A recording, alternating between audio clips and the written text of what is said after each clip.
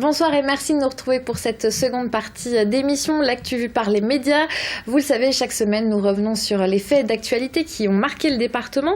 Et pour les commenter, nous recevons ce soir Cédric Menuet du journal des entreprises et Aubéry Métro de RCF. Bonsoir à tous les deux. Bonsoir. Laure, vous êtes avec nous en plateau et vous avez retenu 2 thématiques pour le débat de ce soir. La question de la vidéosurveillance qui se pose désormais dans les campagnes, dans les villes moyennes. Et puis le maire du Mans qui demande désormais de la couleur dans le centre-ville. Jean-Claude Boulard estime qu'il y a trop de noir sur les devantures des magasins.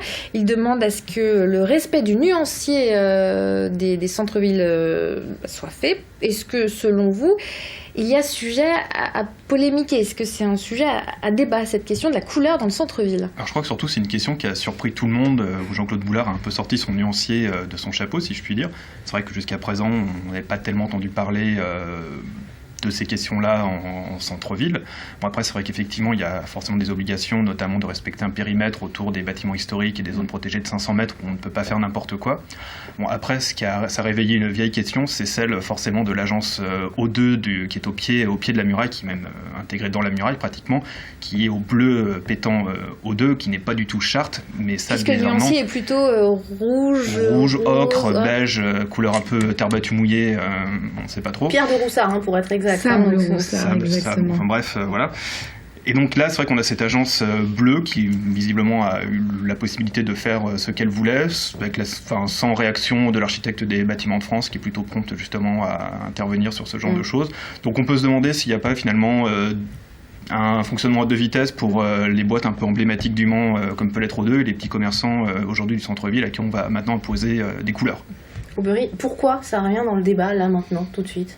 Ça, c'est une bonne question, parce que le vrai débat sur les commerces du centre-ville, il est plutôt comment faire pour le redynamiser. Si vous regardez le bas de la rue Gambetta, il y a un nombre de vitrines vides, alors que le bas de la rue Gambetta, c'est pas non plus excentré. Enfin, on est juste à côté d'un arrêt de tramway, juste à la sortie du quartier historique, et pourtant, tout le bas de la rue est vide. Il n'y a plus qu'un magasin qui vend des sacs à main, et si vous remontez jusqu'à l'agence de Ouest France, tout est vide. C'est peut-être ça le vrai débat, c'est pas remettre des coûts supplémentaires pour les commerçants, parce que comme un commerçant disait, qui est-ce qui va payer pour repeindre les façades, pour repeindre les vitrines? En plus, là, c'est en train d'être débattu au conseil municipal, mais il est question de mettre des procès-verbaux pour ça. Peut-être que ça va trop loin et que c'est pas comme ça que Monsieur Boulard va se mettre les commerçants dans la poche. Alors, la muraille est en lice parce qu'il s'agit bien d'être raccord, ce nuancier, il faut être raccord avec la muraille, vous l'avez évoqué. Alors c'est vrai que cette muraille, c'est la pierre de Roussard, en lice pour le patrimoine mondial de l'humanité, à l'UNESCO. Ce sont différents types d'ocre. Le maire du Mans, finalement, est-ce qu'il n'est pas en train d'essayer de vendre, en plus de sa muraille, le centre-ville et le package total à l'UNESCO? Complètement. On le voit de toute façon, c'est un peu son cheval de bataille actuel, c'est la promotion de Le Mans à l'international. On l'a vu pendant les 24 heures avec la délégation chinoise, Jackie Chan fait ambassadeur, les citoyens d'honneur ambassadeurs. Là, clairement, on est en train d'essayer de braquer les projecteurs. Le maire essaie de braquer les projecteurs sur la ville. Il se sert pour ça de la muraille, qui est un très bel élément justement de la ville.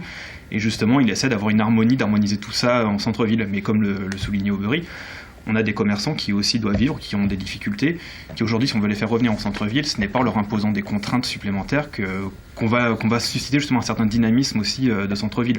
On risque plus d'arriver à une ville un peu justement figée, un peu muséifiée, ce qui serait quand même très dommage. C'est un vrai sujet touristique. Vous pensez que les touristes, finalement, ça les intéresse, tout ça? Sur le classement de la muraille, oui. C'est toujours quelque chose qui met un petit coup de projecteur sur la ville. Globalement, quand on est patrimoine de l'UNESCO, ça crée de la notoriété, on le sait que ça attire du monde généralement. Après, Le Mans reste quand même une ville de passage, et je pense que l'idée derrière ça, c'est de faire rester les gens au Mans, de leur faire découvrir justement le Vieux-Mans, la cité Plantagenet, cette fameuse muraille et tout ce qui tourne autour de l'activité sport mécanique. On peut imaginer que d'ici quelques années, la mode soit par exemple au rose ou, je dis n'importe quoi, au fuchsia. À ce moment-là, on pourrait comprendre peut-être finalement le coup de gueule de Jean-Claude Boulard. le C'est peut-être une question de goût, tout simplement. Mais d'ailleurs, il le dit, hein. Moi, je trouve ça moche. Il le dit. Enfin, c'est une pure question de goût. Après, il nous dit, il faut un code couleur, c'est emblématique. Toulouse est la ville rose. Toutes les boutiques à Toulouse sont pas roses. Enfin, c'est ça. Moi, je pense vraiment que c'est un faux débat. Et encore une fois, si c'est pour attirer les touristes, ils seront bien plus contents de trouver des commerces de proximité, pas forcément des grandes enseignes qui trouveront pas ailleurs que des boutiques vides. On s'intéresse à un deuxième sujet, celui de la vidéosurveillance qui n'est plus l'apanage des grandes villes puisque depuis cette semaine, Château-du-Loir a désormais son propre système de vidéosurveillance. D'autres petites communes en sont également équipées. Est-ce nécessaire pour ces villes moyennes d'être équipées en vidéosurveillance ? Je crois que ça répond vraiment à un sentiment d'insécurité dans ces zones rurales. Globalement aussi, ce qu'il faut voir, c'est l'aspect pratique de la vidéosurveillance qui économise aussi de la présence policière sur ces zones, qui facilite aussi le travail de patrouille en ayant déjà établi cette vidéosurveillance. À Château-du-Loir, il ne faut pas oublier qu'il y a eu un fait quand même déclenchant, c'est en avril 2015, les 4 véhicules incendiés en plein centre-ville. Dans une ville comme Château-du-Loir, c'est quand même assez inhabituel et assez angoissant, je pense, pour les habitants, donc ce qui peut expliquer ce sursaut-là, quoi. Quel type de délinquance existe dans les communes comme Château-du-Loir, La Ferté par exemple ? Les maires le disent, hein, ce sur quoi ils veulent lutter, c'est les dégradations, le vandalisme, les vols à la roulette. On a vu, il y a toute une série de bureaux de tabac qui ont été cambriolés il y a quelque temps dans les campagnes. C'est ça. Après, c'est pas de la vraie délinquance, des vols à la tire, il y en a peu.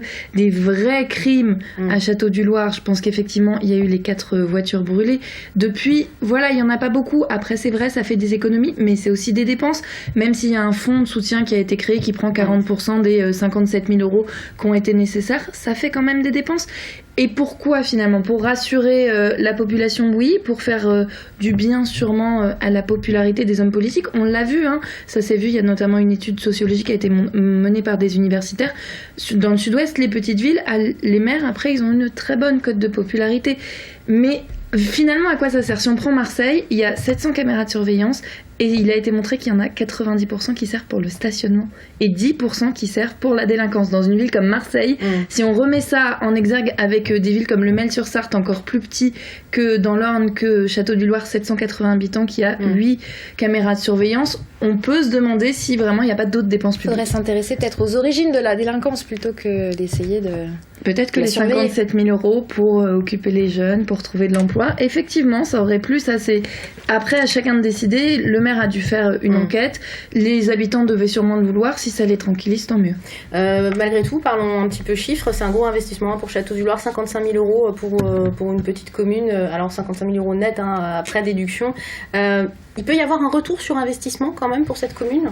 C'est difficile à dire. Après, effectivement, ça peut être sur le fait qu'il n'y ait plus de dégradation des biens publics. Et moi, je pense qu'à Château-du-Loir, ils sont un petit peu trompés de cible, car on est sur quand même des zones en fait, où il y a des vrais problèmes de délinquance, mais qui sont plutôt axés sur les entreprises. En fait. On a des zones industrielles, des zones d'activité qui ne sont pas surveillées, où il n'y a pas de patrouille de police, qui sont très vulnérables la nuit et les week-ends. Et globalement, il y a un chiffre qui est très parlant, c'est qu'il y a eu 398 effractions constatées sur des locaux professionnels en Sarthe en 2015. C'est plus d'un par jour. Aujourd'hui, il y a une vraie demande des entreprises de mettre de la vidéosurveillance en place, mais dans leur zone. Bon, forcément, c'est moins populaire, ça ne rassure pas les citoyens ordinaires électeurs. Les conseils municipaux voteront difficilement ce genre de choses. Or, c'est justement là où ça se passe, c'est là où on a du vol de matériaux, du vol de matériel et de la dégradation. Merci pour cette analyse. Fin de ce débat, merci à tous les trois, merci à vous de l'avoir suivi.